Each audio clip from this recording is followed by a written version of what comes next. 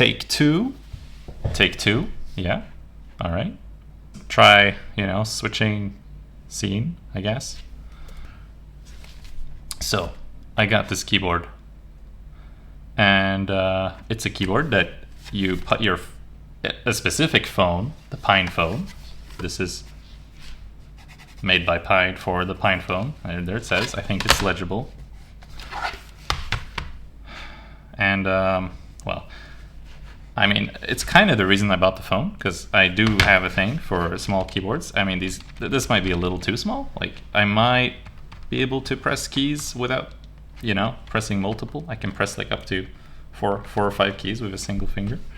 But I've noticed that, you know, it's not the most pleasurable key experience, despite its size. Like, if we ignore the size, some of these jam, which I see if I can replicate quite well. I mean, yeah, if you hit these at an angle, they jam up. Not good. Yeah. So, idea. I'm gonna try to take it apart, figure out a little bit how it works. Probably lube the keys. I mean, I have some lube here. Wow. Also, another thing I noticed, hitting the spacebar. I'm not gonna have a good time with this bezel. Like, if you can see the bezel here, it's see, this bezel is no bueno. When I try to, you know, slam my finger down on the side, I hit the bezel and not the key. I need to cut. I'm just gonna cut a little bit. I don't need much. I'm gonna cut out here. I don't know how I'm gonna do it. I think just a blade, and then I'm gonna use some sandpaper. It's the thinking. Right. I see no screws on this, which is interesting. So part of me is thinking I should not try to take this apart, despite kind of wanting to. But I think for just the key stuff, I can probably just pull them off. So of course, I have this way too big keycap fuller, which probably isn't gonna help. I can probably get the corners.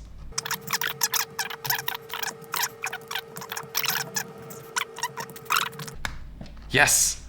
Oh my god. Look at that. Wow. Focus. Look at that. And then, just gonna yank. Ugh. Success. I did expect it to be fine, you know, not break it. This is how they look. Focus. Why is focusing like this? It's kind of like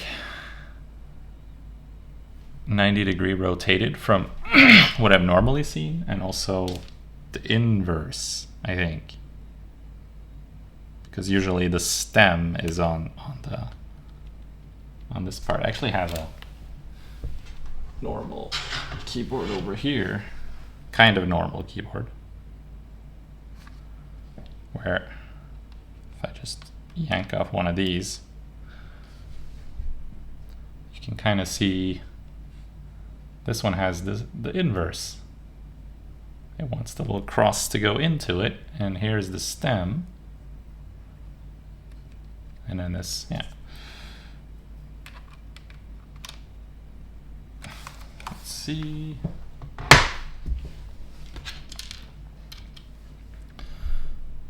So, is this... I'm not quite sure what's happening here. If this actually slides in and out, if the friction is on the stemmy part, or let's take the rubber dome. It looks like it comes off. Okay, maybe no. It's like a whole big sheet. You know, this black rim is attached to the surrounding black material, so it's like all or nothing. I have to presumably take off every key, and maybe I can take the whole thing off and get more access. I don't know. You know what? It's worth a shot. This is incredibly painful.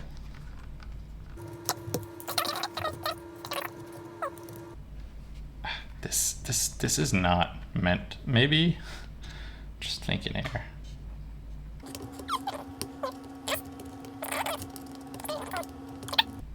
Okay. It's a little better if you use the switch puller part for the actual key. You kind of get under it. Yeah, that works pretty well. The enter key, it's probably a single one somewhere here. I don't know. We'll try and just get at it from opposite sides. Yeah. Oh, it even has a stabilizer. Wow.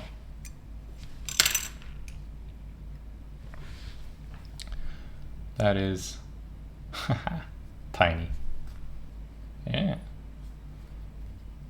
Oh, my suspicions are correct here. If I remove all the keys, I can get at this rubber dome. It's not, it's just under there. It's lifting. So that's good. And yeah, neat. So this is giving me confidence that I should be removing every key. Oh, I found a new technique. You can slide it in from the side. Oh, look at that. It just kind of like, this is under every key. I can now pull out, oh, well, if I actually, squeeze and pull. Oh. Okay, that is so much easier. Holy crap, okay. Let's see the spacebar, how does that look? Oh, yeah, has another tiny stabilizer. I mean, bigger than that. Escape. Hooray! Oh my god. Let's just shake off the little bit of dandruff or whatever that I already managed to get there somehow. It it stinks. It has that very rubbery smell.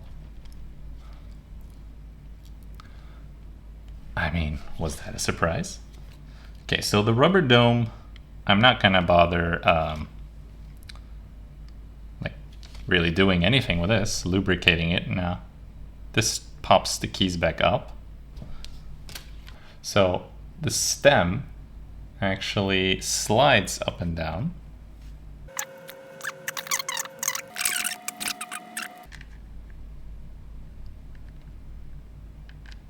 It moves, I mean, unsurprisingly, but I can't really show you anything because this is an impossible angle. But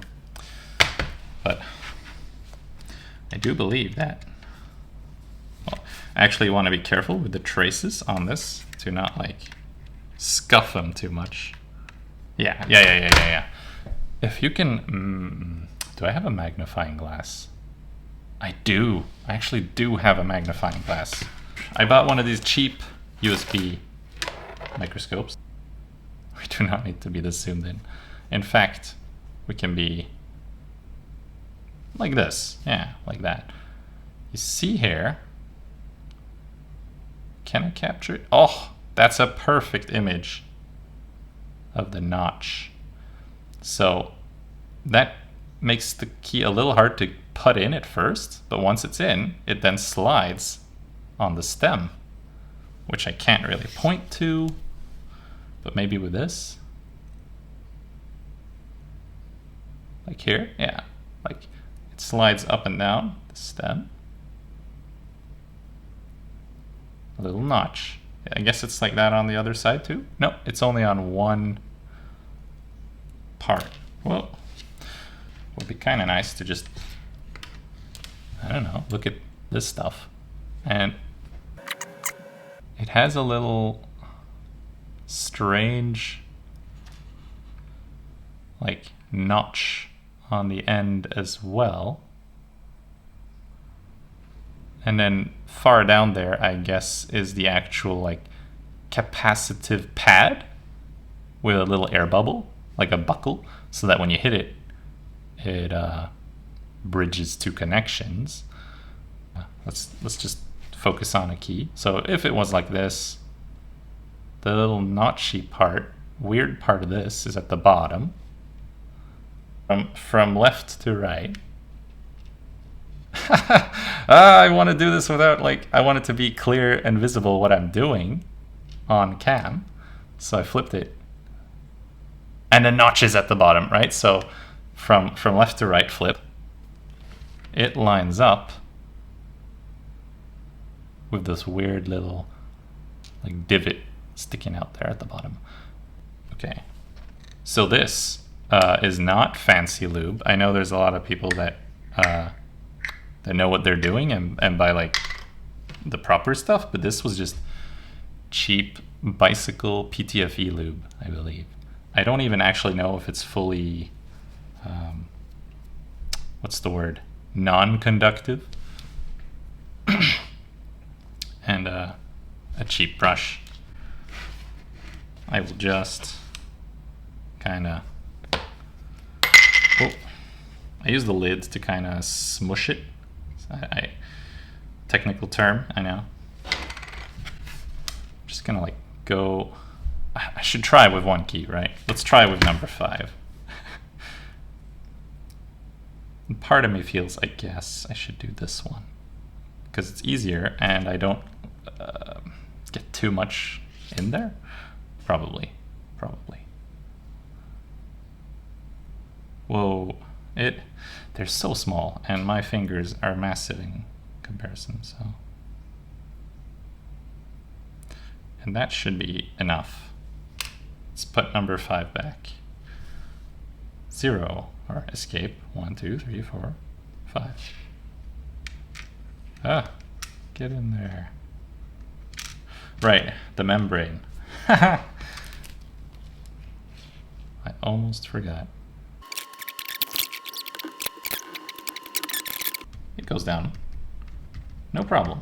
I think that does it. And now, through movie magic, they will all be done. Sad. It didn't work.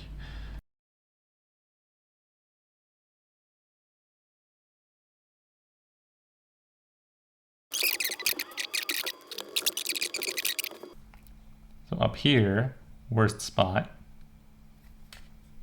Here it no longer jams.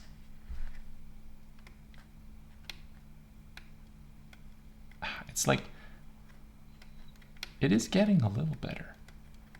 If I hit it, I'll probably be hitting it here actually with my pinky when I think about it. And that's kind of good. It's always a little unnerving to cut into a new thing that you haven't even tried yet. But I think I will just cut out kind of the length of the key, probably a little more, because honestly, see that there, right?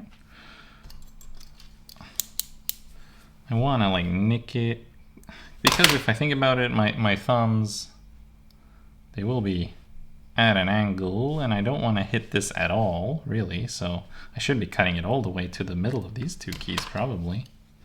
Kind of use both hands. Ah.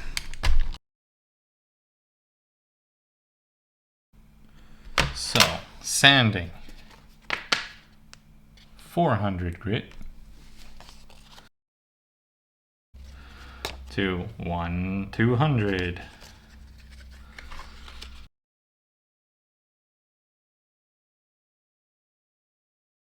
Kind of looks okay. Look at that. That looks pretty smooth. Good enough. And we'll continue with the lubing. Ooh.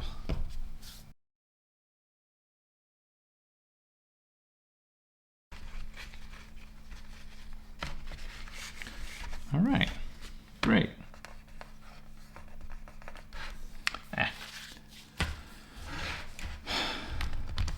They feel, I think, better. Was it worth it? There's no nibs or dots, divots on the F and J. So I guess you just feel for the edges and kind of know.